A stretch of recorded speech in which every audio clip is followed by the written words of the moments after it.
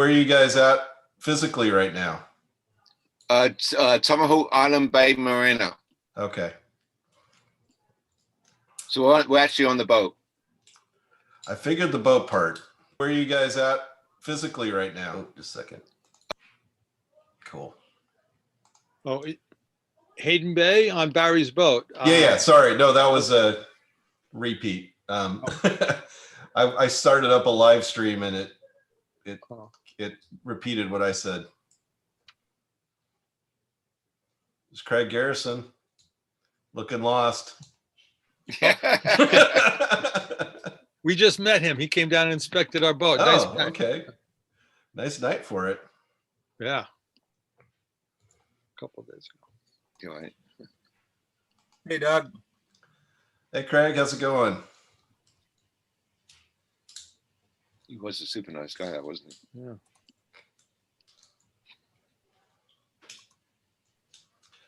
Bruce, how you doing? Good to see you.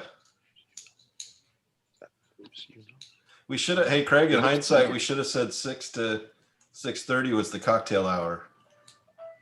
Uh-oh. That's not a good sign. His name's Denny, what's up?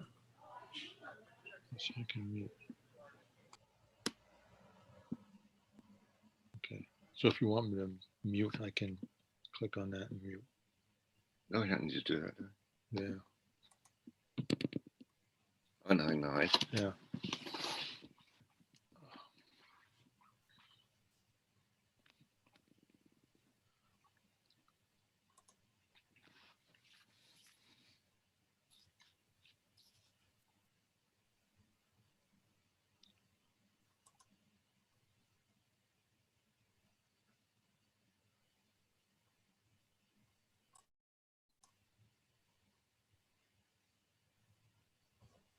Yeah, it's pretty amazing that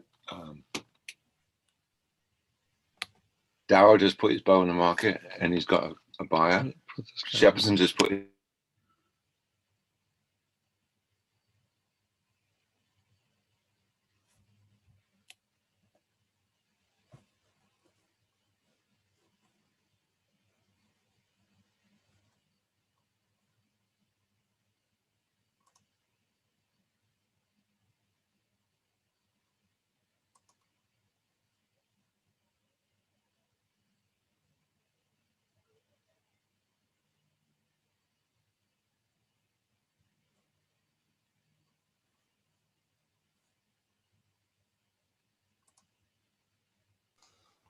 Sorry, I had to take a call from the Commodore.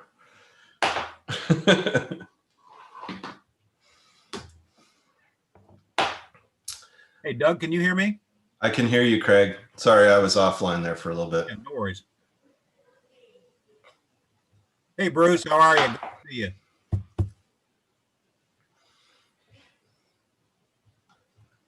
You're muted, Bruce. Eric.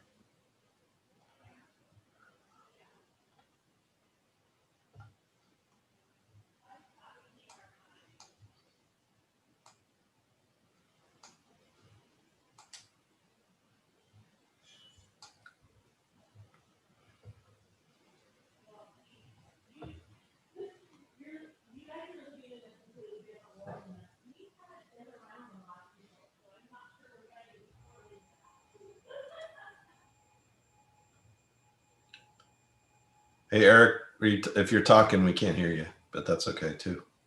Okay, how about, can you copy me at this point? Yep, got you, Bruce. Okay, thank you.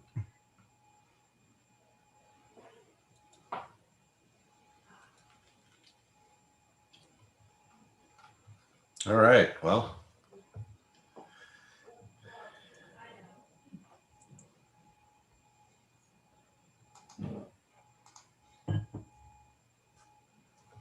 Put up some background stats for people.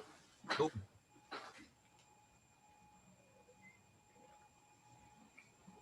I think this is going to take a bigger glass of wine than that. I'll be right back.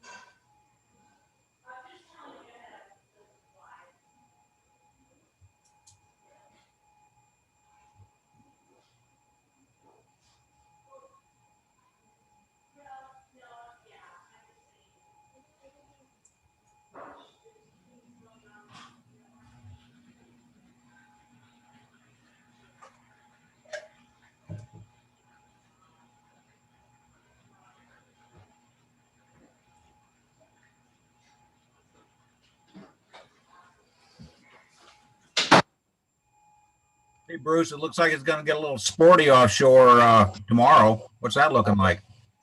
Absolutely. Southerly, there's a pretty good low coming in. Let's see, Doug, I sent you a chart and Oh, okay. and just after I get introduced, then if you could post that, then we can put the chart up, and that's the only chart I'll need. And my presentation is very short. So this will but to have a graphic up there. Yeah, that'd be great. Okay. Hey, I don't see anything attached to that email. Oh. Well, all right. Stand by one.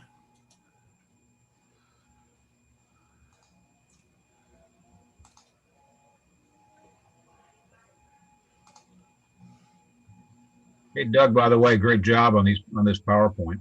It's really well done. Yeah, so I probably should have you send a note to my boss and explain why I didn't get much work done yesterday. But oh man.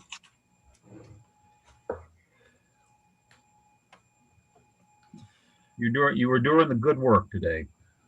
Yeah.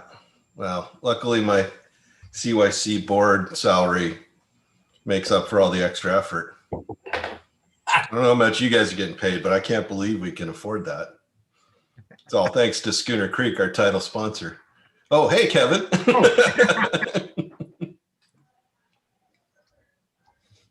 Hi, everyone. Hey, Kevin. Thank you. That's nice. Oh, man. Yeah, there we go. I got it now, Bruce. Okay.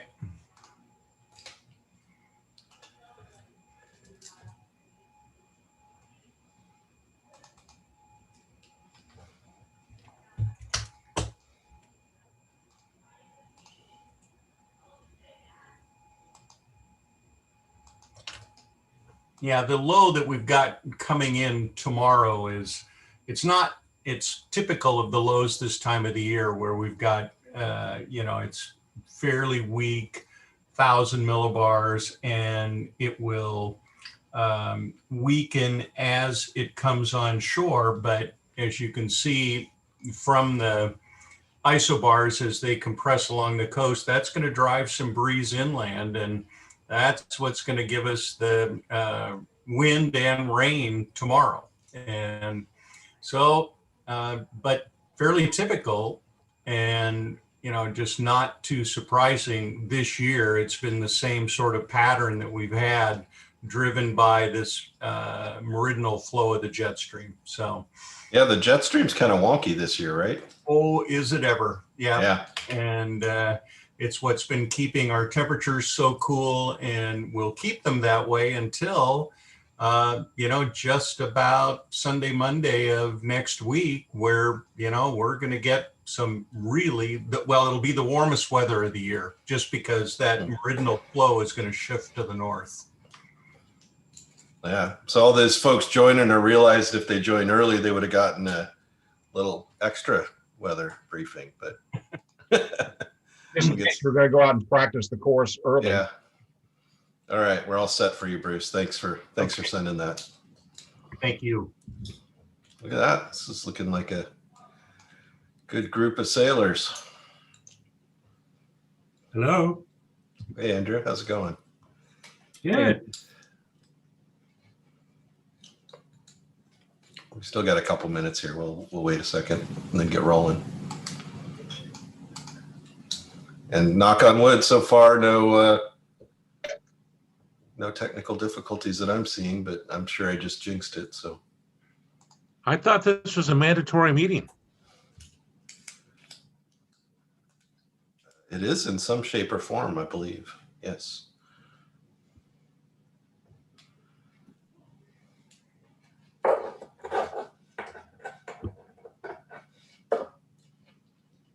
I'm just the tech guy, Phil. I'm just the PowerPoint jockey.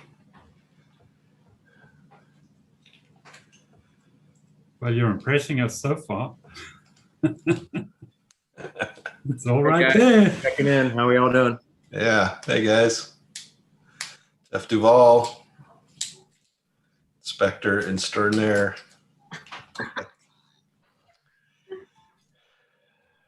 Extraordinaire. And Kimberly Ann, hello. And Kimberly. Hello. Hello. I know, I'm just being weird. That's okay. And here's the beauty of that. We haven't started recording yet, so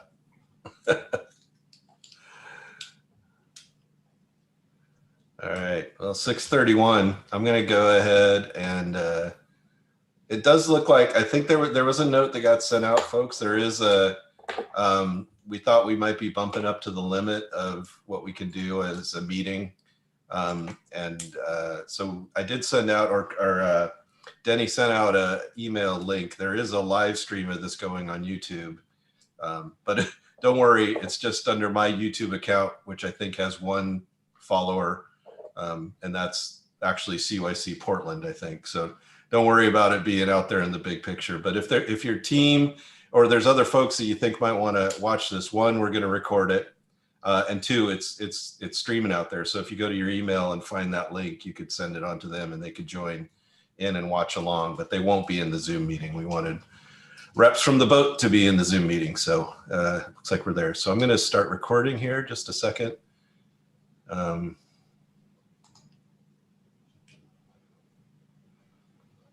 Cool. All right. Everybody hear me okay? Things look okay? Thumbs up. All right, let's dive in.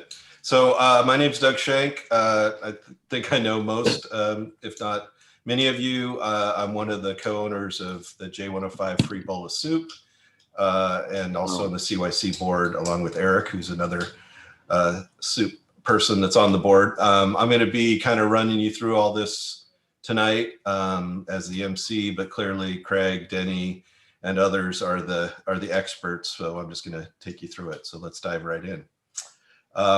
Here's our agenda today.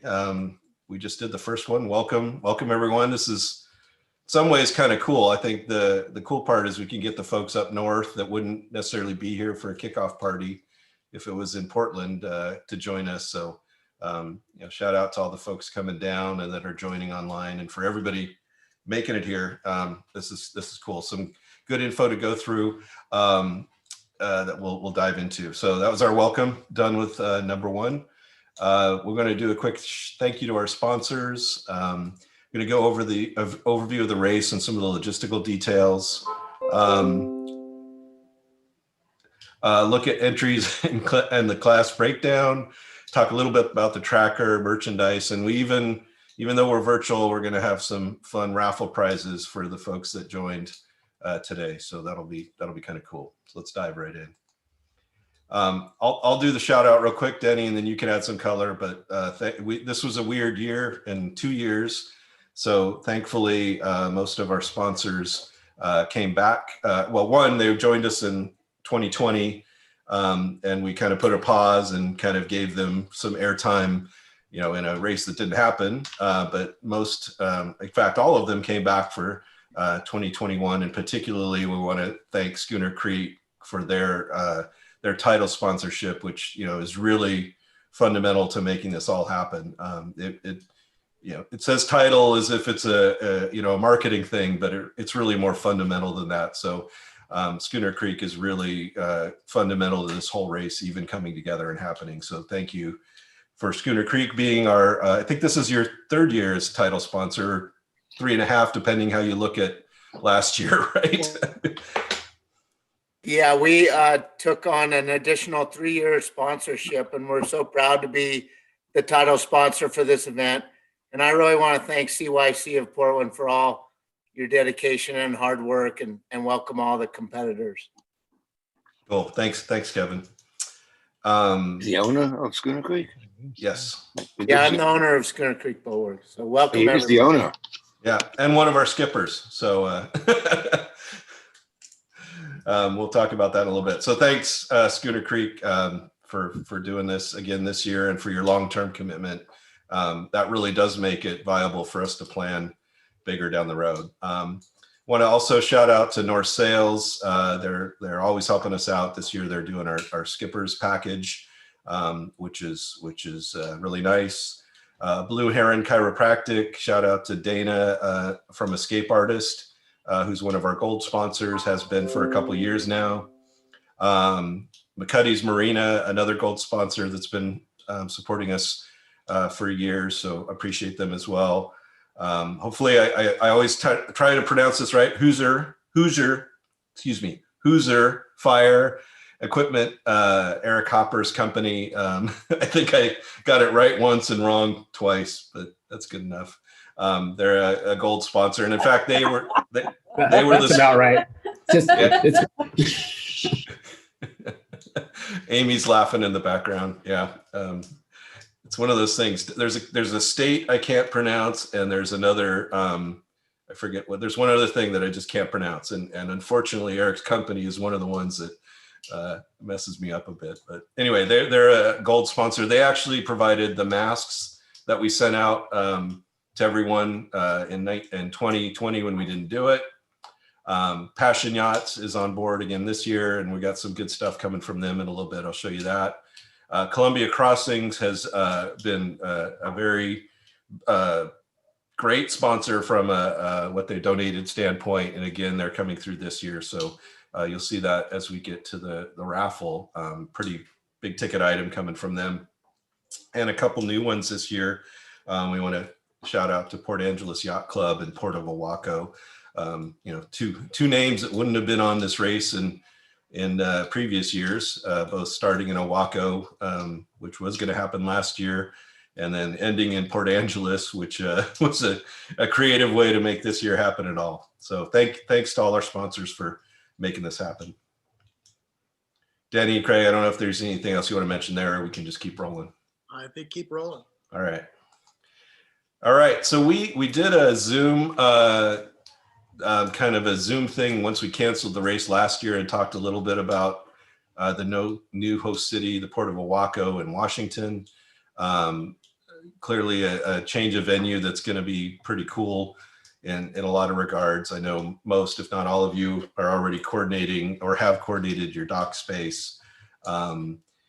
So I'll hit on a couple slides here, and then I'll let probably Craig and Denny chime in for the other stuff. There was a Craig, I did see we got an email from the Corps of Engineers about depths coming in, and I assume this is a PDF that we can send out to the skippers after the meeting. We went down to, I've been down to Oahu this last year, found it pretty easy to navigate in. Wasn't in a sailboat, so it was a pretty easy deal. But I saw, if you kept it in the center channel, depths that you'd want all the way in. It looks like they're highlighting a couple areas that might be worth not sneaking off to the sides of the channel. But otherwise, the rest of the depths I all think are 18 to 20 feet plus. Right, Craig? Anything to add? Doug, there are two PDFs. This is the first one, and then there's another one that's an extension. Okay. And they can be zoomed in, and you can see all the depths, and they are 18 feet, 17, 18 feet all the way through. And for the skippers, I sent those out using the Regatta Network email client, and I'm going to post them on the website, on the CYC website, Pacific Northwest Offshore website, so that you'll have both of them available. And I was told by the port captain and in Oahu that these were done in November, so they should be pretty current. Cool. Okay. Talk a little bit more about Oahu and the pre-race. The only items I'd obviously teed up that thought you might want to hit on is, if there's any outstanding inspection items. Hopefully this is a short to non-existent list. We will be going through the skippers packets and giving out the trackers, and we'll talk about the new tracker setup in a little bit. And then talk a little bit about the final skippers meeting. So Craig, Denny, I'll hand this off to you about what else you want to talk about in Oahu. All right, thanks. So I'm going to go through a series of bullet points here. And if you've got some questions, can you make a little note, and then after we get to the end of the section, ask your question, and we'll do our best to answer them. We kind of want to keep the skippers meeting moving here, but there's a lot to cover, and I don't want folks though to leave without knowing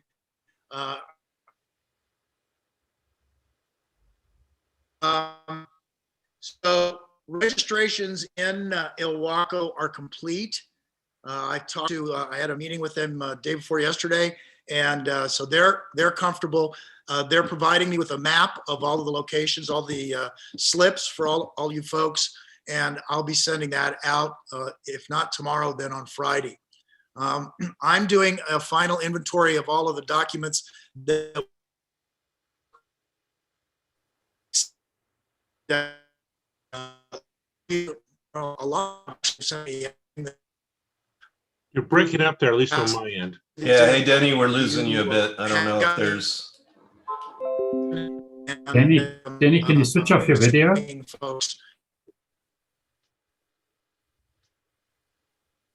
I'm sorry, I can't. What was that? Can you try switching off your video? Yeah, try it again, Your Denny. camera? Just turn your video off. See if that Hold on a helps. second. And ask the family to stop streaming Cupcake Wars in the background. That'll help. Your answer, host has stopped it. Okay, so is that better? Can you hear me better now? Yep. Keep rocking. All right. Okay. Yes. Okay, so where was I here? Wait 1 second. Let me get back to my notes. And okay, so that's that. Inspections, they're almost complete. And if there are any open inspections that be done, please coordinate them with Craig. Let's see. I'm going to be sending out another update probably tomorrow or Friday about restaurants that are open in Ilwaco. The hotels that are, what the status is on certain hotels, if you need that, and on transportation. One of the things that they told us that yesterday or again, the day before when we had our conference call with them is that if you plan on having a crew dinner, you really need to make reservations because there are still some COVID restrictions on how many people can be in the restaurant at the same time, how big the party can be, and some of the restaurants are having difficulty with staffing, and so they're limiting some of their services. So if you're going to do that, please take the list that we send out, or go on to the Ilwaco Visitors Bureau link and make your reservations for hotels. The bathrooms and showers are available at the top of within the marina there, and they're going to be available for us the entire time that we're there. They're also bringing in some portable bathrooms to add to the ones that they do have there. When you get to the marina, you need to check in with the marina office to confirm your mooring, that you're there, and all of that kind of thing, and handle any last minute questions they might have. The check-in for the race, which will be Craig and I will be on Wednesday afternoon from 3 to 5. And so since I'm attempting to do everything digitally on the documentation and anything else, and that shouldn't take very long. We'll have your skipper's packet for you along with the instructions for the tracker. We'll distribute trackers then. So it's from 3 to 5 on that Wednesday afternoon. And then before we end tonight, we're going to have a discussion, or at least some sort of vote, about whether or not we're going to have any kind of an in-person final skippers meeting that evening, say from 5:30 or 6, to do a last-minute weather briefing and any other last-minute details that need to be dealt with. We may just do it at the check-in. So we'll have a discussion about that. That's all I have for Ilwaco, Doug. for right now. Craig, do you have anything for Ilwaco? Nothing specific for Ilwaco, other than we will be doing some, I'm guessing we're going to be doing some catch-up inspections. There are still some to be done, but I believe they are all, to the best of my knowledge right now, scheduled. And we should be caught up at that point, but any inspection issues that are still pending, we'll deal with that in Ilwaco with the individual skippers. Okay. Pardon me, Dennis, you might have said this, but I missed it. Where will you be in Ilwaco to check in and get the tracker and all that? Sure. That right next to the marina office is an Airbnb, and the local Visitors Bureau Merchants Association is setting up a hospitality room there at that facility, at that Airbnb on the first floor, and that's where we'll be doing the check-in. And that hospitality suite will be available on Tuesday afternoon and Wednesday afternoon, so that you can, they'll have packets there, information packets. They can answer local questions. They're local folks, and then during that period, we're going to do the check-in. Thanks for asking. Cool. I assume, I also see that Amy and Jenna are on from Ilwaco, so thanks for joining us, guys. Anything else you want to add? Or did they cover it? This is Jenna. Hi.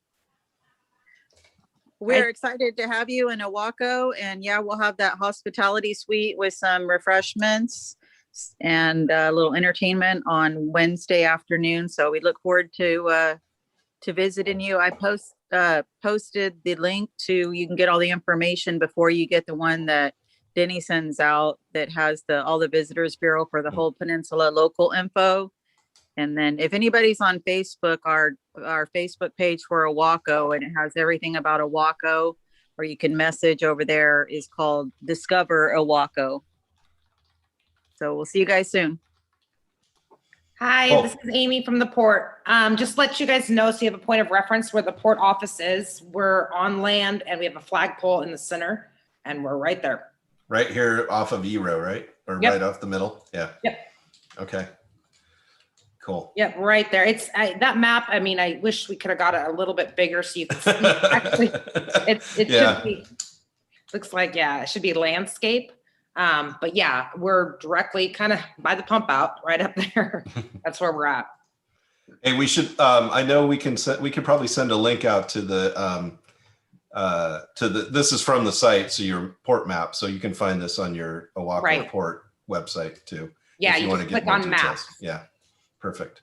Cool. Yeah, I'm excited too. I've spent via boat, I've spent a total of like an hour in Ilwaco. We came down and we docked and then got a weather warning that said it was going to be bad, and we turned around and left. So I'm excited to spend a little more time down there. So thanks for having us. Yeah. I just saw a question popped up in regards to the fuel dock. We don't control the fuel dock. It's owned by Wilcox and Flagel. And they set their hours, but they've been pretty open on a regular basis because we have sturgeon and halibut that's opened up. So we have a lot of charter boats going out and recreational guys. Cool. So I can't give you a firm on the hours. I could probably email it tomorrow. That'd be to you, great. Dennis. Okay. Okay. I can find out what their hours are and kind of give them a heads up too. I'm sure they probably know, but just so they're on board as well. Yeah, that's probably a good idea to let them know there's a bunch of folks coming in, and potentially, I guess, the timing too, because the night before I could see, depending on when everybody's arriving or looking at when people are arriving, they might be looking to refuel. Which we have a lot of people, June 6th, June 8th. I have the arrivals and all the reservations in front of me. So Cool. It kind of varies. The majority of them looks like June 8th or June 6th is your arrival. Great. Cool. All right. Well, that's Ilwaco. Thanks, guys. Let's keep moving. Crossing the bar and going out to the start. This is the depth of what I'm going to cover, which is one, I think the target starts at 10 a.m. And two, we have our long-term favorite Awako-based boat that we're actually going to be hanging out with this year, Coho Sally. That'll be the race committee boat. So look for that. But I think the other exciting piece, Craig, I think we're going to talk about this is our escort boat, which is the 47-foot life boat coming out of Waco Coast Guard Station that's going to take us out to the start. So that's pretty cool. Yeah, the Cape Disappointment folks have been really cooperative. We were actually talking to them for a while about them being the start boat, but that got complicated. This year they're going to escort us out, and with the usual caveat, if they get a call, of course they'll have to go. But really kind of nice to have those guys coming out with us, and make sure everybody says hi to them. They're really supporting us. That's super cool. Not going to mention that I've met them personally once, but that's another story, right? And let's just say that boat can tow a sailboat very fast, surprisingly fast, faster than you'd think could happen. But anyway, let's keep moving. So that's anything else on the start, on the time and the other stuff. I think Eric, you had mentioned that looked like a good time tide wise. I don't know. There looks like there's some questions we'll take before we move off the start. Doug, what Coho Sally has told us is that the low tide is at 8:38. And it's a 7/10 minus, dropping from a plus 7.8. So it was his recommendation, the 10 a.m. start.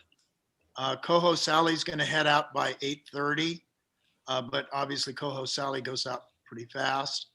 But he's, believing that sailboats leaving, say 7:30 or 8, would cross the bar around 9, and that's a good time according to his evaluation of it all.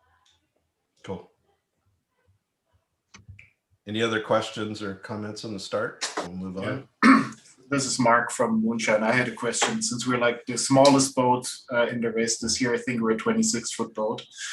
How do you usually handle bar restrictions? So in previous years, I've heard the bar restricted for 30 feet and under, 35 and under. Do we have a line open to the Coast Guard, or if we face a restriction situation, are we just stuck?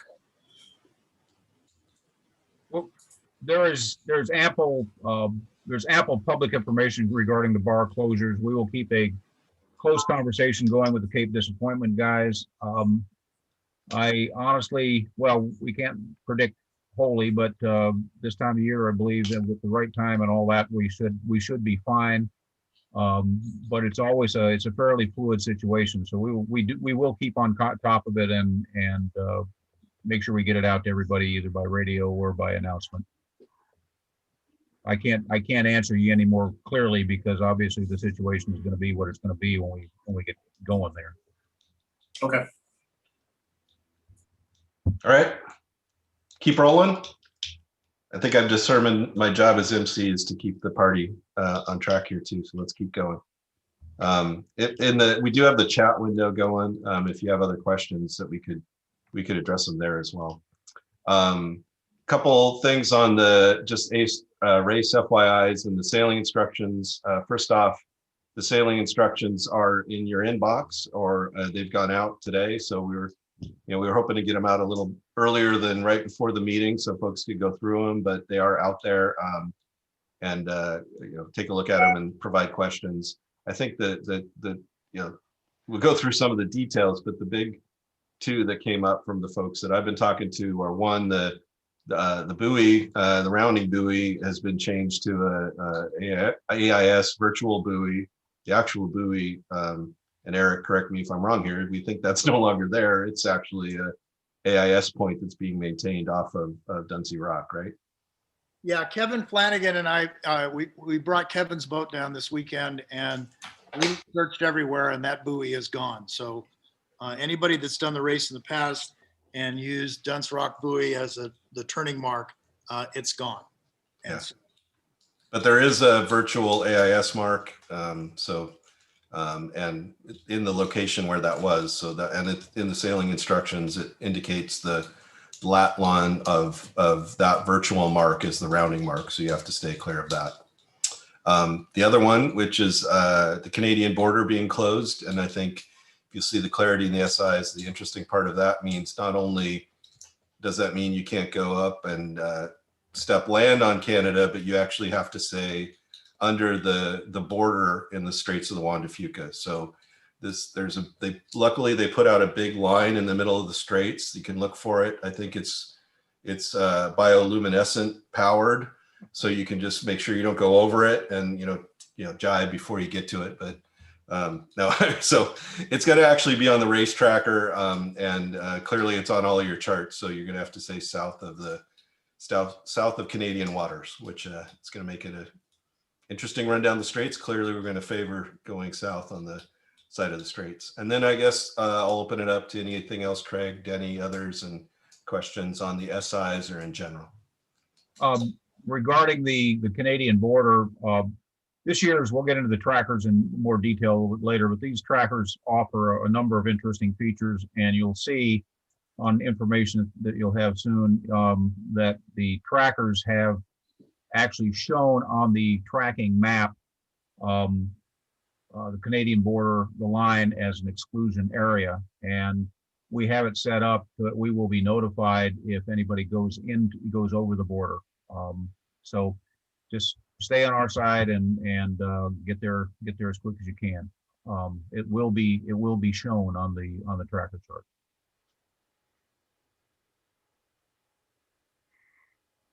Better than this, the marketing guy's chart here. It'll be a little bit better on the tracker. We'll talk about this a little bit. We'll talk about that a little bit.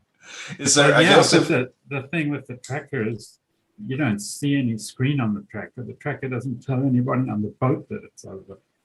It just tells people at home watching on TV on their computers, right? Yeah. Well, I've double checked all our charts have it clearly marked where the line is. So I think there's not really any excuse to push it, but yeah, it's going to be in your hands. Any other SI questions? I know folks haven't had much time to digest them, but anything else? Or there's a question about the link to the tracker site. We'll hit on that in just a little bit as we get to that section. You should run a search and replace on May. On May. Okay. For the presentation or okay. All right. No, in the sailing instructions, replace all of the Mays with June, please. Oh. Can you explain the finish? Yeah, we'll get to that. We're not there yet. All right. You're still going down the Straits, staying south of Canada. So let's keep rolling. Yeah, actually, look at that. Finish line, Port Angeles. I'm going to go ahead and keep running with this. This is not my work. Eric and Craig and others did an awesome job figuring this all out. But in the interest of time, I'll throw it out there and then see how off I got it. Bottom line is the finish line is going to be an interesting virtual finish line. Essentially, they're Craig and the folks taking finish times are going to be spotting from a point near the Marina Center on land, actually the flagpole on land. And we will have a flag referencing the race committee at that point. Yeah, and that point going through. Well, Craig, why don't you take it? I'll let you explain it. Go Okay, ahead. well, the Boathaven green flash 4-second buoy is where the marker is right there. That is going to be one end of the line. The other end of the line is a virtual point, approximately 1 nautical mile, 200 yards, whatever. And we did provide lat long on that as well. The idea here is that we did not want to do a full extension across to Edith's Hook because it would also expose us to a number of things that are going to be hard to see at night. So you will be finishing as close to the green buoy as possible. And that will make it easier for us on land to see you. I will have a very powerful spotlight, and you will be illuminating your sails so that we can see you as well as possible during the night. During the day, it won't be a problem, obviously. And the other issue is just to the southwest of that green flag of buoy, the green flashing buoy. There is a field of great big pilings out there, and they are almost impossible to see at night. I was just in Port Angeles, and I went down there at night, and you can't even see them from land, even knowing they're there. So bear a wide berth, make your approach to the boat haven entrance wide, and come on in. That's one of the reasons why the finish line has been extended out into the bay, so we keep everybody away from those pilings. Two questions and a comment. First, it's 0.1 nautical mile, not one, which is about 200 yards. So it's a pretty short distance. And also in the SIs, there is a bearing so when you put that in your system, it's bearing 028 from that line. So you can plop that virtual starboard pin in at 0.1 nautical miles, 028 magnetic, and that'll give you the finish line of which Craig and the support team can spot you crossing. I think that.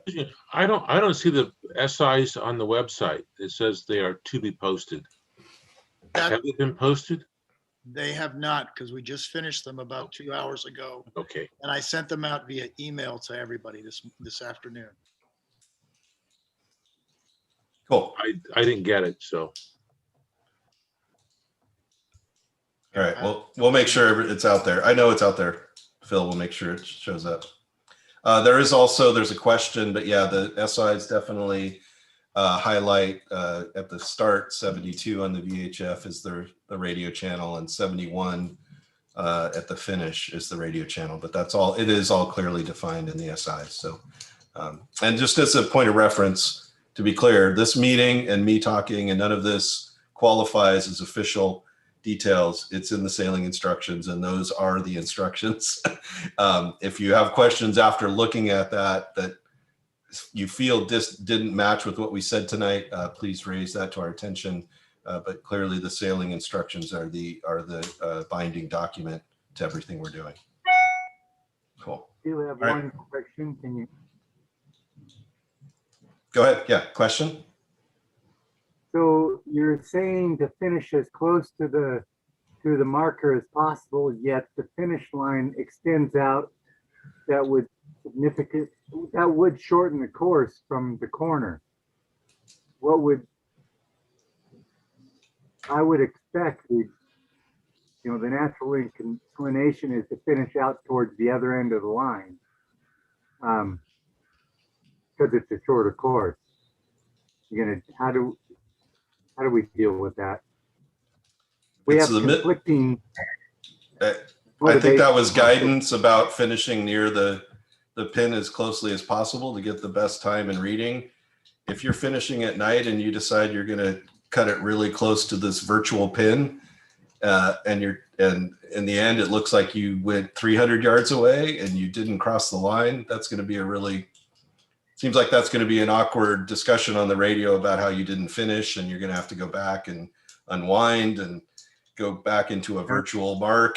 So I think the key is that, yeah, you could push that, but the safe bet is to finish as close to 3 as you can and get your time in. To also further clarify this, we are constrained to a certain extent by conditions that we don't really have a great deal of control for. And the reason the line is skewed that way is that gives us a clear sight line from the beach. If we try to realign the line, we would not have a clear sight line on the finish line. Bottom line is finish as close to the green mark as you can. The second thing is I have a very accurate laser rangefinder.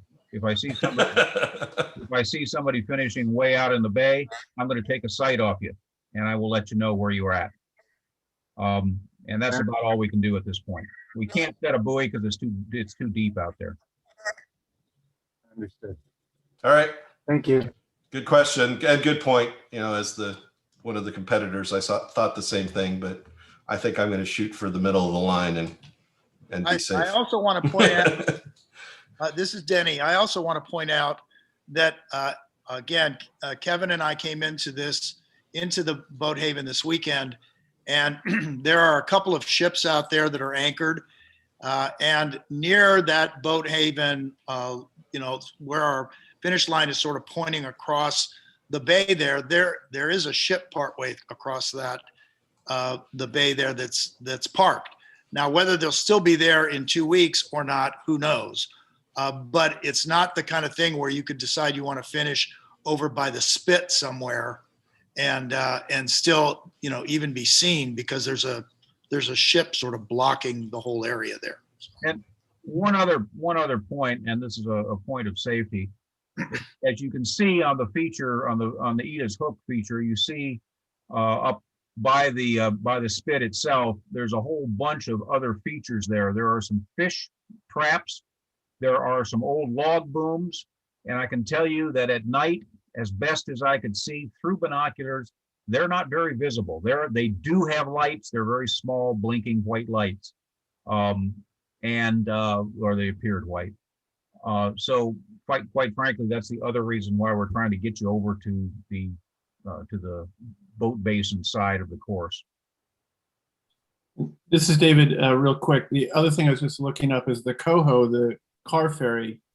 I was worried if it was still running between Victoria and Port Andrew. Running. It is not. It is not. And so that is a good thing, one less thing we have to deal with. But on the times I've come in there, yeah, there is commercial traffic anchored in here. And it's just something we have to deal with. Cool. All right. Any more questions? It looks like we're good. Hey, Craig, one of the things that I'll be honest, I had a question on is, and I'm not sure if I just haven't read it, I've been kind of distracted. After the finish, where you go in Port Angeles, is that info that we're going to supply in Oahu? But where do you end up? I think you're going to help, but can you talk to that a little bit? Yes, I can talk to it. The plan at this point, inside the boat basin, right below the harbor master's office, there's a dock. There's actually two docks. There's a fuel dock, and then there's an open visitor dock. What we hope to do is be able to use the open visitor dock right below the harbor master's office to greet people. Are they talking about? That it's actually where the big boat is. Yeah, that right there. And then the fuel dock is right after that, and there are two walkways to either one of those.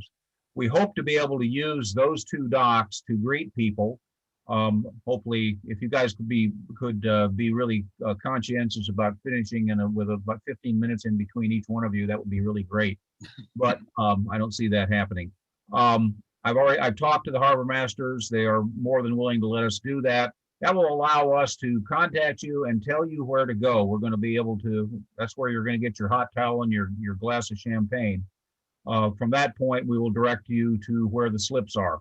And at this point, we do not know where the slips are. We're hoping to be able to use the public dock, which is to the aft of that big ship and a big boat, and down the line where you see all the boats lined parallel to the dock. We're hoping to use some of that, the other one right next to it, and then elsewhere. But we haven't gotten a true commitment on exactly where all that's going to be, other than being assured that they will have no problem getting us all in there. So you'll come around the point, come into the boat haven, come up to the dock, we'll say howdy. And we'll also have a stack of key cards for the bathrooms and the gates. So you'll get all that right there. And the loyal crew of greeting folks will be there to say hi to you.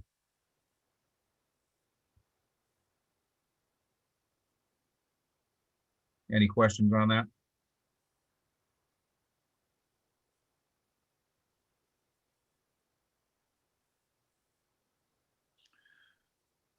This is Denny. The only thing that I want to emphasize about moorage up there is that we've been in close contact with our liaison at Port Angeles Yacht Club. The harbor master's office has a complete list of all the boats and how long you're going to stay and your name and contact information. Having said all of that, starting this weekend, we need you to make a phone call up there and confirm that you are going to, when you're going to, how long you're going to be there in the marina. It's their system. It's not ours or the yacht club's. And so even if you don't get someone to answer the phone, leave a message and confirm that you're going to stay for 2 days or a week or whatever you're going to stay. So that should start this weekend because they wanted it within 2 weeks of the of the race finish. So. All right. Thanks, Denny. All right, let's keep going. The yacht club or the harbor master's office? Harbor master's office, please. Thank you. Yep. Cool. And this page was brought to you by our great friends at Port Angeles Yacht Club, official sponsors of 2021 Offshore. All right. Couple other notes. Oh, I could have gone here instead of trying to be fancy with Google. So Portland, the club will be open at certain times, so they're trying to be accommodating. There is a discount at the Red Lion if you need some rooms with the info that's here. And then anything else about post-race, Craig and Denny, you want to hit on? The yacht club is going to be open sometime on Saturday. They haven't established the final hours, but we'll know that in a few days, and then we're going to follow up with an update on that. And then I have about half of you folks have responded with a head count for the barbecue. So if you haven't done that, please send me a quick email. Just tell me the number of people and whether you need garden burgers or not. It's just burgers and dogs and salads and Nanaimo bars. And that will start roughly around between 11 and 12 on Sunday. And then the award ceremony is going to be right after that. But I need a good head count. I think 10 or 11 boats have responded so far, so it would be helpful if we could get the remainder of you to follow through with that. And then we're talking about return options to Portland. One of the things I'd like to know, and we're not going to do it in this skippers meeting, but if you're in need of rides back to Portland, and we get enough people that want to do a ride back to Portland, we may consider chartering some kind of transportation to come back to Portland. It would seem maybe the Seattle folks are going to make some other arrangements and that it might not be needed there, but we're starting to run into some issues with Portland boats not having enough car space and having people come up to pick them up and all of that kind of stuff. And rental car to Portland seems like a non-starter given the cost, because rental cars the prices have gone up dramatically. So if you need, if transportation at the end of the race back to your home cities is an open question for you and you need some support on that, send me an email and we'll see what we can pull together. We may not be able to. We lost you, Denny, on we may not be able to help. So if there's nothing past that, we good? Okay. Craig, anything else on the backside here? I think we're good. Let's keep rolling, right? Yeah, keep rolling. Okay. All right. Hopefully we'll get Denny back for this, but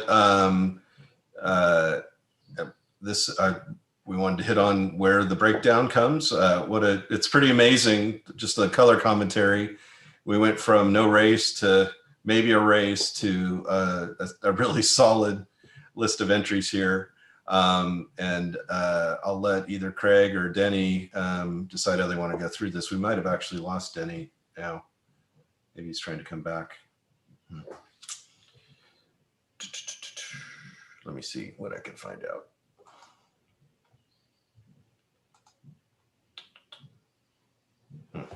All right, we lost Denny. So any questions?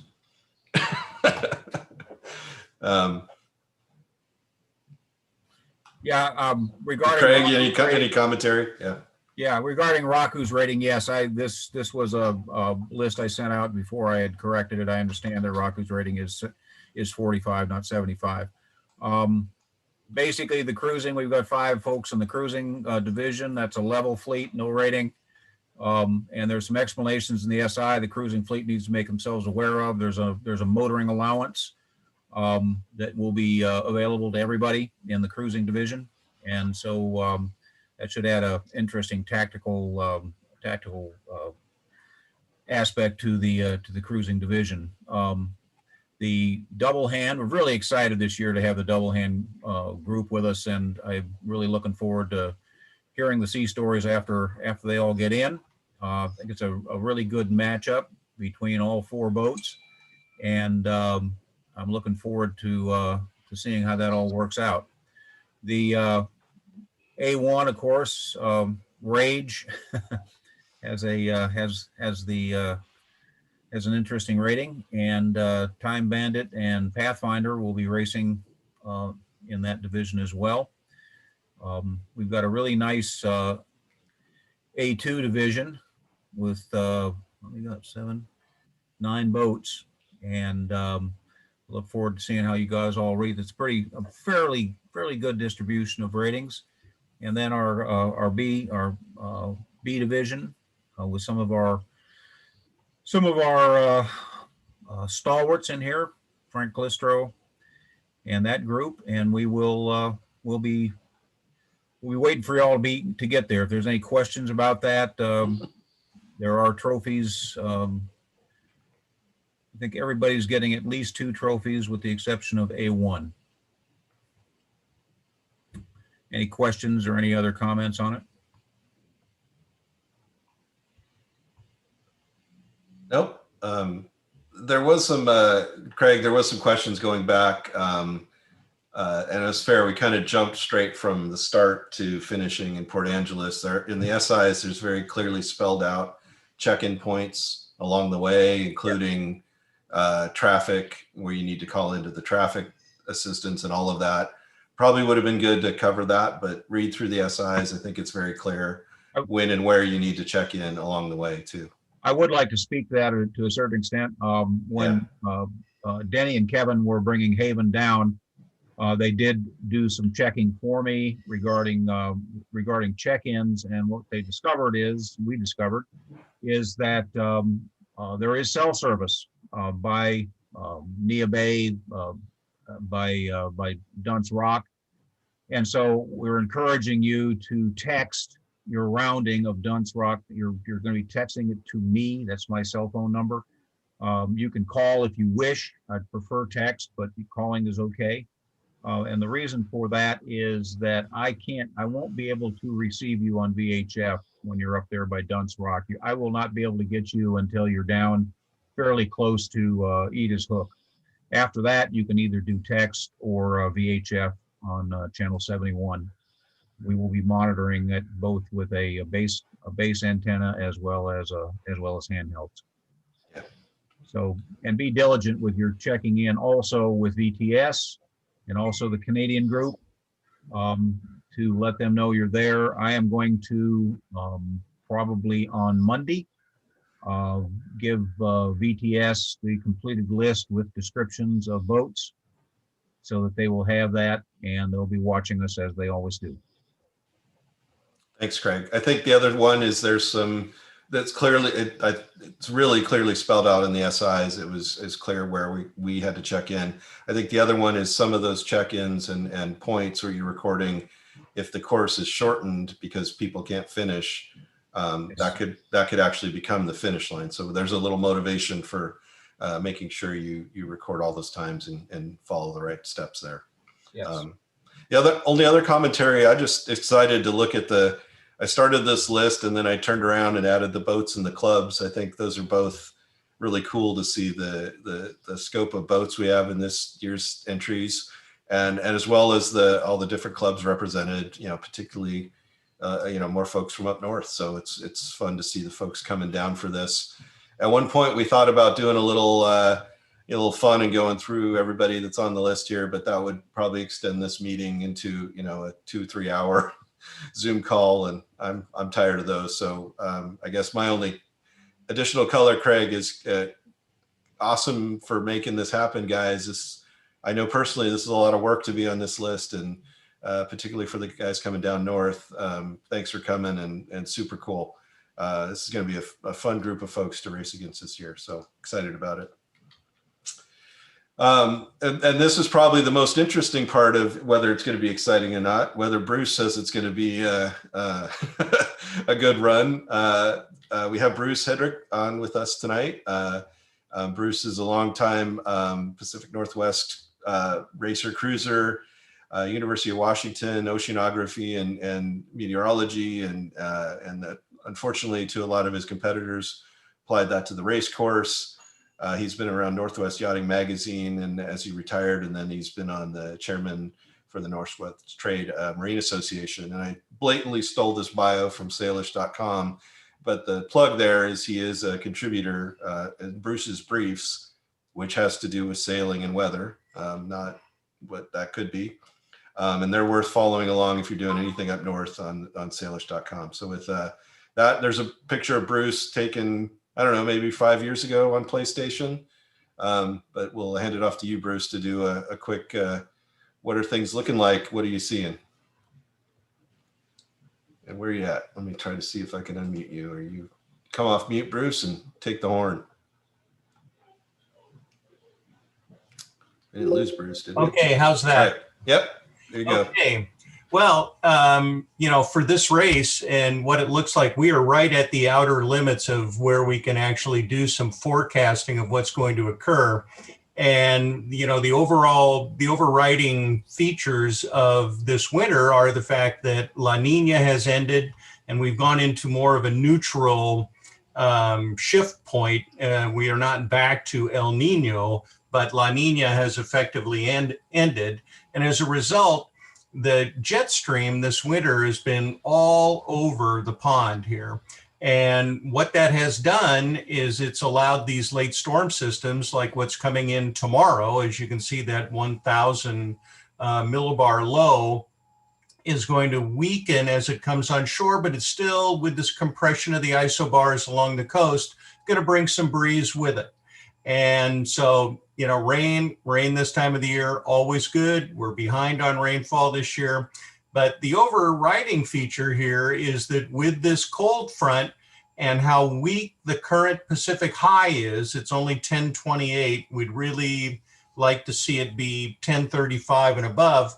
It gets pushed around fairly easily. So today it's down at about 33 north and 135 west. And then as we go out to say the 4th of June, and this is what, if you're looking at the synoptic charts and trying to figure out what's going to happen with weather, then you want to watch to see where the center of this high shifts. And right now, by the 4th of June, this is going to go up to somewhere near 40 north and 142 west, so it's going to be up somewhere in here.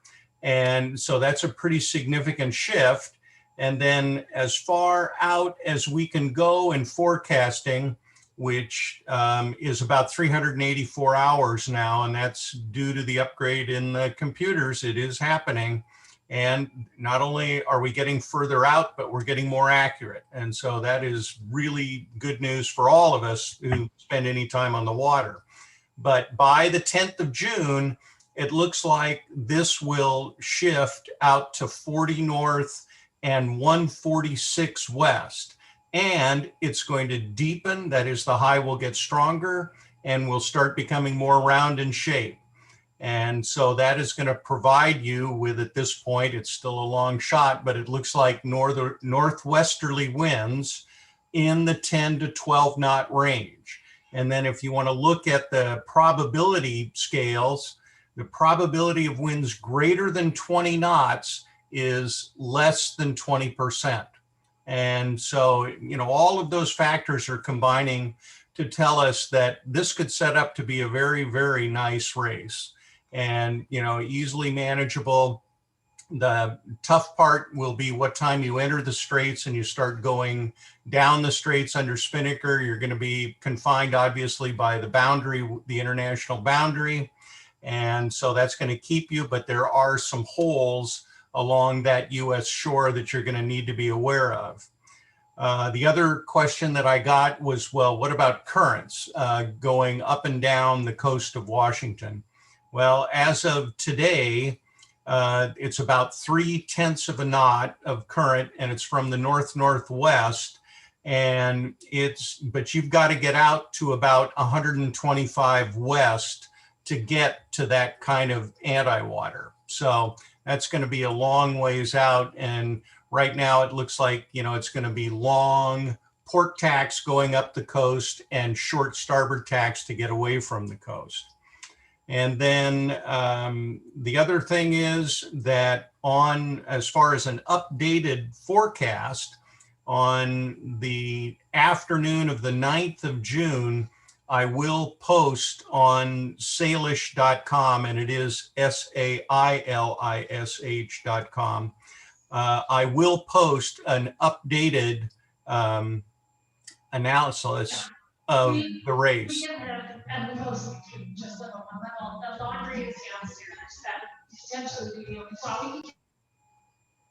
I could not understand if that was a question. But it will be, the forecast that I will post on the 9th of June will be absolutely geared to this race and starting at 10 o'clock on the 10th of June. And so that is going to be the best way to find out what's going on. The other thing is that if you're concerned about going out over the bar, there is the National Weather Service has cameras down there that you can actually bring up on your computer and look, and it will also tell you if there's any closures of the bar when you bring that up. So that's all I've got at this point. And if you've got any questions prior to the race or about what I presented tonight, which wasn't much, but that's a pretty long ways out, you can certainly email me at lbruce@msn.com, and I'm happy to answer those questions. So again, thank you to all of you guys for putting this together. Thank you, Craig. Thank you, Doug. Thanks, Denny. And I'm going to try and be up there in Port Angeles and hope to see all you up there. That'd be fantastic. Awesome. Thank you so much, Bruce. You've always been a real supporter of this race, and you've always been very helpful. I think it's going to be very good. Thanks so much. All right, and I'm really curious to see Ray and company seem to be figuring out their angles and where they're headed up there, short tacking off the shore. Cool. No, thanks, Bruce. This is good. It's obviously a ways out, but it's interesting to hear how it's shaping up. Anything else on the weather piece, or we'll move on? Let's go ahead and move on. All right, cool. Thanks again, Bruce. Another announcement, I want to highlight that we are going with a new tracker system this year. We're going with Yellow Brick. Shout out to Craig and Eric for doing all the legwork on this. The cool part is it's going to be a great step up in terms of being able to watch the race virtually. Also, shout out to our sponsors. As this is a very popular piece of the race, also an area where we'll clearly be highlighting the folks that came along for the ride. As we mentioned on the sponsor front, as we mentioned earlier, it'll highlight some of the exclusion areas and other aspects, and then give just a lot more detail and opportunity to see what's going on. Anything else to add on this, Fred, Craig, or Eric? Other than you can kind of see up the top there what they've done with the Canadian border, and you will be receiving your trackers when we hand out all the paperwork. The trackers will be assigned by number to you. The trackers will actually be operating, and as part of your your race package, we'll be handing out instructions on how the trackers are to be turned on and to be used. And we'll be collecting the trackers at the end of the race in Port Angeles. So we're really looking forward to this. The Yellow Brick people, and Eric did the first contact. The Yellow Brick people have been extremely helpful, very, very responsive to all my stupid questions when I'm trying to figure out how to use an Excel spreadsheet. But They've been very good, and I expect this will be a real big asset to our race. One big thing is that this race is Yellow Brick does race tracking all over the world. So we have a reasonable chance of being seen in places we normally aren't seen. So I'm really looking forward to see how this is going to work. Cool. Thanks, guys. I think the real question, though, off this chart is whoever did the screenshot, what are the 18 reasons and what won't they be getting on this other tab? Because that's what I want to know. But we'll leave that for a discussion in Owako. All right. Hey, let's keep moving. This is another cool update in a world of a virtual Skippers pre-race meeting. Everything's going virtual. We're going virtual with the tire. Mary has been a rock star here from Abstract making this happen. We're going online. It's open. Is it open now, Mary? Yep, it's open now. So yeah, cool. Doug, if I can chime in for you there. Yeah, why don't you take it over, Mary? Go for it. Okay, great. Hi, everybody. Good to see you virtually, and looking forward to seeing everybody in Owako. Quite literally, I'm working with the designers at Coral Reef as we were discussing weather on this forum today. So yeah, big news. We have partnered with Coral Reef Sailing. They do sailing gear for all of the races in the United States, or many of the big races. The interesting thing about that is that everybody didn't have a race last year, and everybody is trying to set up a site right now. They are swamped. And quite honestly, I'm working with their designer, and she's just been a rock star. So the site is open as of like 2 minutes ago. You have some really neat options this time. The store is going to open now, and it will remain open for 2 weeks after the race. So if you think you want something different, the other piece of the puzzle is you can actually personalize each of your items. You can add lines. Oh, great. Thank you, Doug. You can add some lines of text underneath for your boat name or whatever kind of information you'd like to have on there. You'll see there's a little bit of funny business. You've got shirt colors to choose from.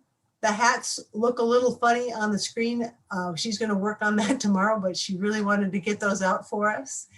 In addition to the logos and artwork that you see right now, the hats will have the CYC Bergie on the left temple and the Schooner Creek bug, the circular logo on the right temple.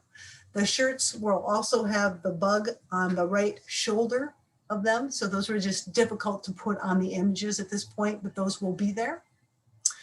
Yeah, for our primary sponsor. You have a couple of options. You can have your items selected and deliver them to your home. Usually takes about 10 business days. You can also choose deliver, pick up for free at the event. And based on what I was hearing on the call earlier, we will have a hospitality suite on Wednesday.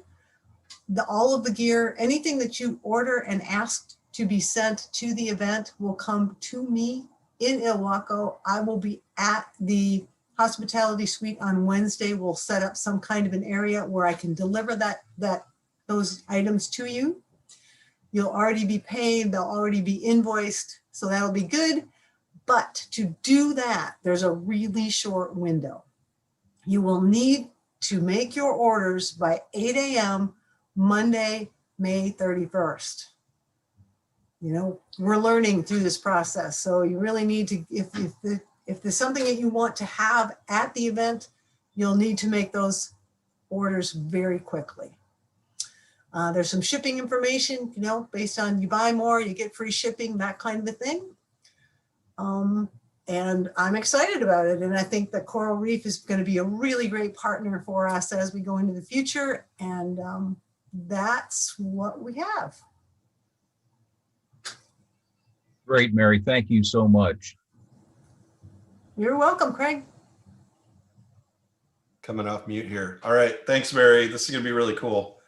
And hopefully that means we don't end up with a lot of mismatched shirts over time. So this is the fun part. Hey, before we wrap up, I guess any let's before we move on and have some giveaways. Any last questions or things we want to cover before we just throw some virtual swag out there? Well, I'd like to know when are we getting the racing instructions? The sailing instructions have been emailed to you.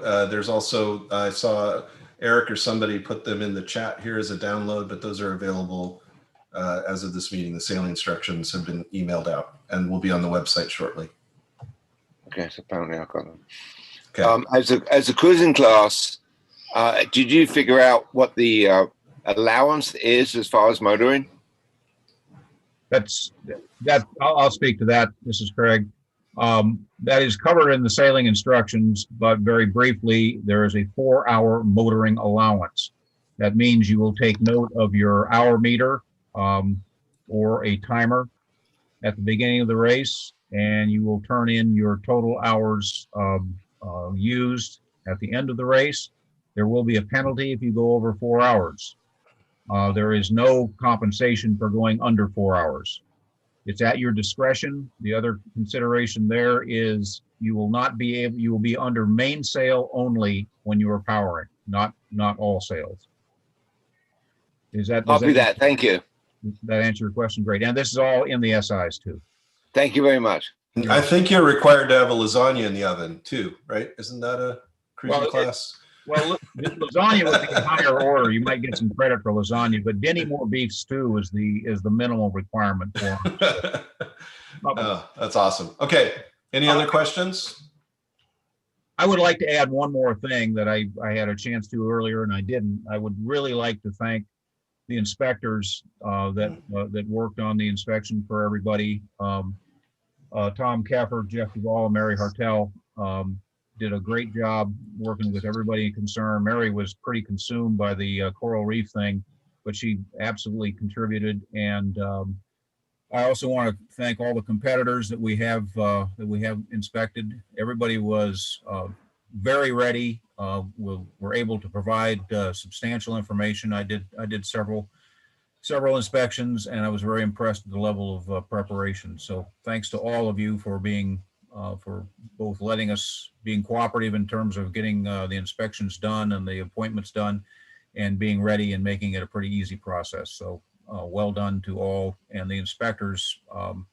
Wow, what a great group. So thanks a lot. Appreciate it. Hey, All right. Go ahead, Denny. We're going to do the raffle, and then there will be a wrap up section. So if you want to wait to wrap and give some stuff away, or you want to give some final words now, that's fine too. Yeah, I just want to ask the question, and we don't need to do a polling or anything right now. However, typically we do a skippers meeting the night before the race so that we can do the final weather report, any other final changes that have to happen, and all of that kind of thing. This is unusual. We've done this 2 weeks in advance, and but there may be some questions that come up between now and then. We do have the opportunity to do an in-house or inside skippers meeting at the Salt Restaurant upstairs. They have that available for us if we want it. We still are under COVID restrictions, but I know that a lot of the teams, a lot of the participants and yachts have decided that they're going to go with only a vaccinated crew. But we still want to open the question up as to whether or not we need to have that final skippers meeting, or if we just did the handout or the availability of the weather report from Bruce at your check-in on Wednesday afternoon, if it's even needed. If you have any strong opinions about that, email them to me at race.captain@cyc.org, cycportland.org, and then we'll take that into account. We haven't made a decision on it, but I certainly would like to get some information about whether or not folks are interested in having a final skippers meeting that evening, say from 5:30 to 6:30, or if, and inside, or if folks even feel that that's needed or not. Okay? Kenny, I think it's always nice to meet everybody and see everyone before we head out to sea. So my vote would be to get us all together. Thanks, Kev.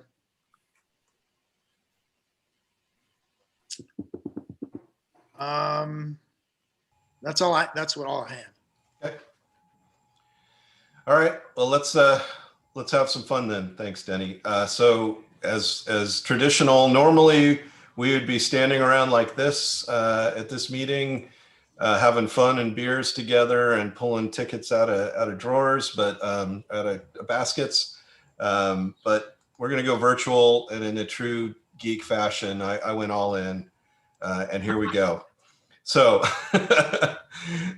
this is the wheel of raffle this year. Our sponsors stepped up, people stepped up. It was awesome.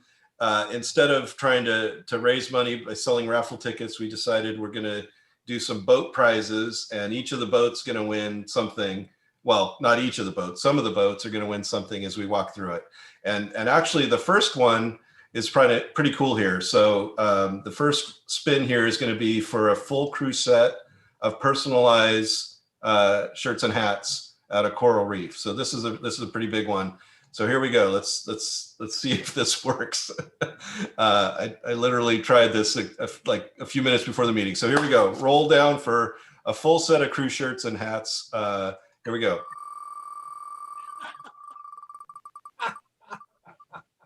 Oh, the Banditos. Man, they're always winning. All right. Hey, Craig, I'm recording this, but yeah, I can go back to the recording. If somebody could write this down, that might help me. Okay. And now they will Thank be you. removed. Thank you. Thank you. Yeah. Hey, Bob, how's it going? Oh, great. Enjoying your skipper's meeting here. It's been very good. From the couch even. Yeah. Yeah. I'm excited to have the Banditos, and I'm not going to lie, I'm also okay with them being in a different, wait a minute, yeah, in a different class than us. So, because lots of time against them, and they're a good team. So congratulations, that's cool. There we go. So that's the first one. Let me see, what did I have second? Let's go into the next one is from our sponsor, Hoosier. Some top-notch fire extinguishers. We got one, and I still got it wrong, didn't I, Eric? Damn it. From the fire extinguisher supporting company, top of the line boat fire extinguisher. Here we go. Number one, going to give away. Spin the wheel. Raku. Wait. No. Elsewhere. All right. This goes to Elsewhere. Congratulations. Can you guys hear the clapping even that's happening? Is that coming through? All right, so off the list. Elsewhere. Next up, let's do, this is pretty cool. We're gonna do a set of Yeti mugs, thermal mugs, and a small lunch bag for them, or on the side. Yeti's our unofficial sponsor for all our cooling and heating products. We actually decided to commandeer the big rolling cooler to use for champagne at the finish line, but we're giving away some really cool stuff here. This says it's great for morning brew, spiked cider, hot cider, night crawlers, Texas chili. So apparently you can put anything in this and keep it warm or cold. So here's the first one for a lunch bag and a set of mugs.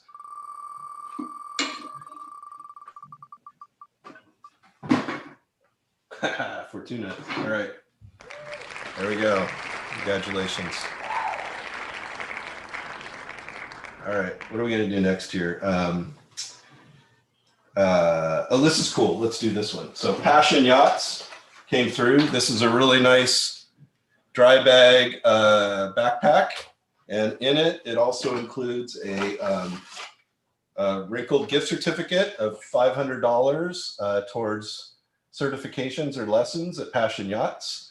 So if you're in Portland, that's probably more interest, but also, what a gift to give to you or your crew or somebody else to take advantage of that. And I think there's a water bottle in here too. Yep, Passion Yachts water bottles. So this is a $500 gift certificate and a really nice backpack. Here we go.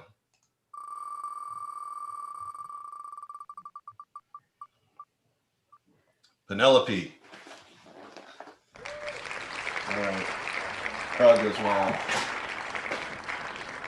Let's do another fire extinguisher because they gave us two. These are top of the line Amorex brand. There we go. Here we go. Spin the wheel. It'll be ironic if we win this. All right, Haven fire extinguisher.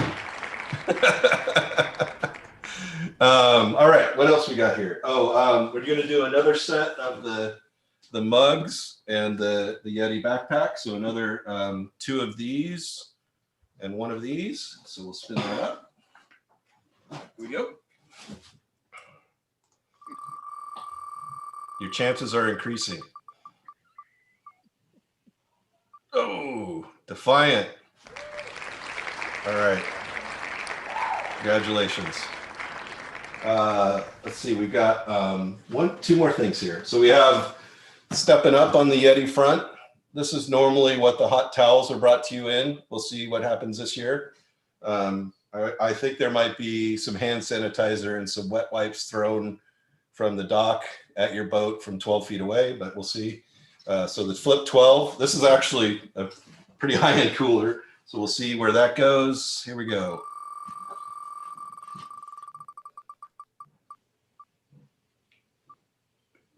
Gone with the Wind. Or Gone with the Wind. Congratulations. All right. It's nice to have the Port Angeles crowd involved. Thank you guys for inviting us. Awesome. All right, here's our final one for the night. This is going to be largely for the Portland folks, although I bet you can sell it if you're not down here. Columbia Crossings has always been great to us, and they're stepping up with 3 free months of boat moorage. And given boat moorage can range from $200 to $600 a month, this is a really big deal. So this is kind of our grand prize of the evening, and we're going to see who this goes to. Who is either going to enjoy some free moorage or be quickly getting some instant messages from folks hitting them up to start making them offers on this. So here we go.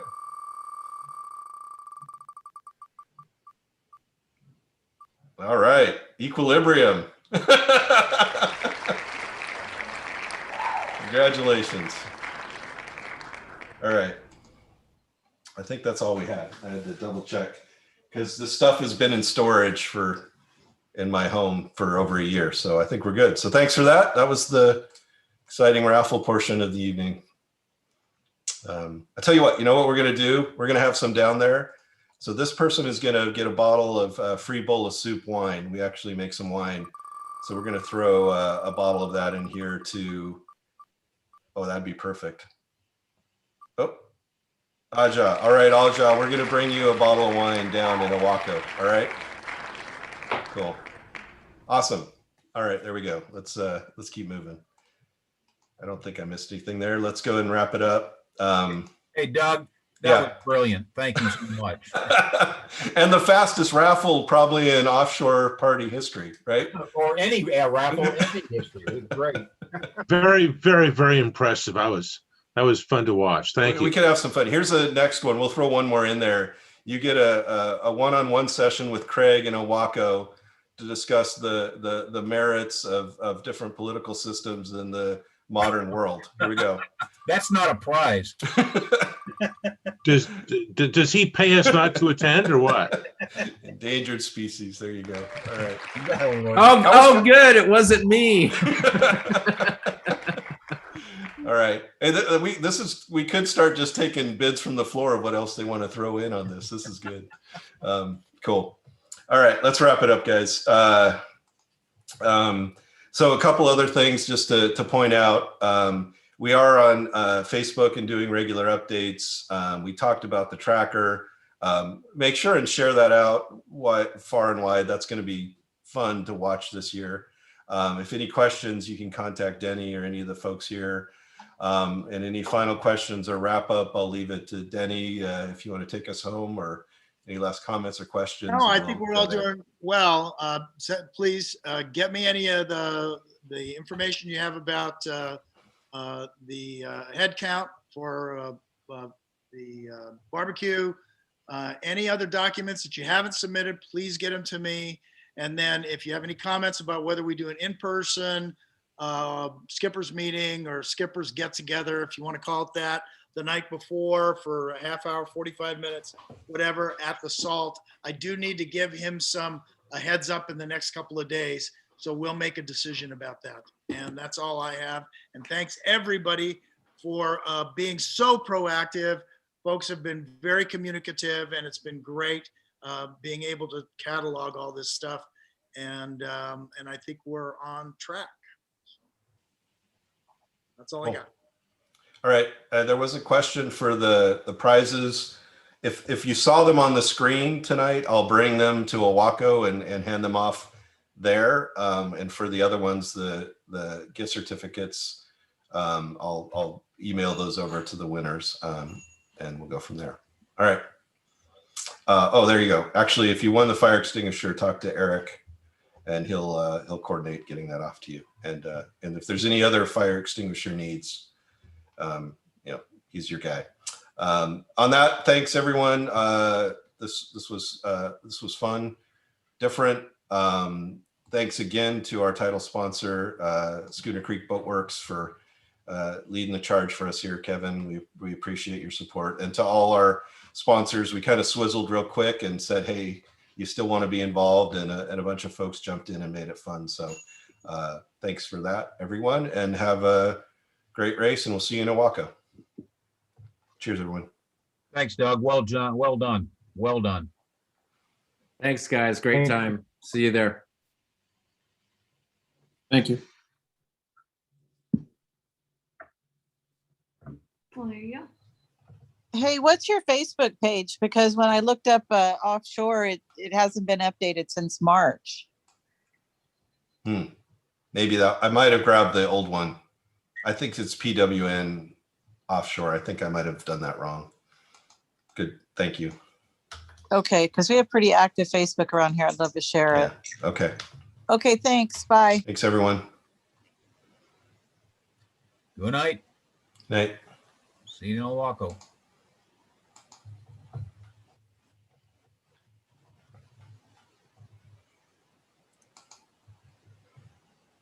All right. How many times, Eric, would we have this fun for the soup to win something? That would have been suspicious. Yeah, that's funny. I want to know how many people have to read the sailing instructions until somebody notices the wrong month it's in. Yeah, as the folks that were asked to review that, whoops. So, yeah. Yep, I know. All right.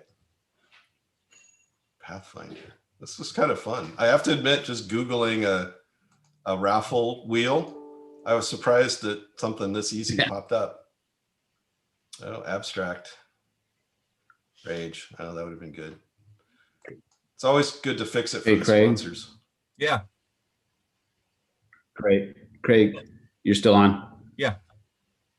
Yes. I don't think that anything happened with Facebook recently, so we should probably try to get on that. Is she working on that at all, or no? Yeah. I'm gonna make a stab at it and see what I can get going. But we don't have much.